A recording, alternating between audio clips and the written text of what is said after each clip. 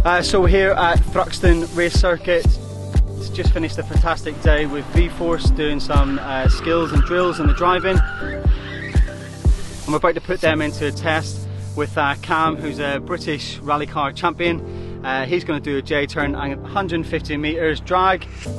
He's going to be in the Ford Focus. I'm going to be on this Ribble Aero TT bike.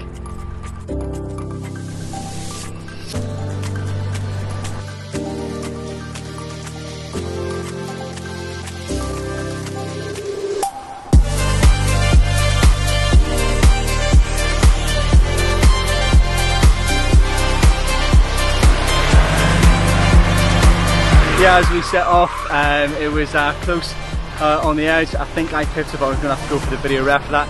But as I said, Cam, being a British champion in his sport, he taught me so well today. It actually made me go quicker on the bike.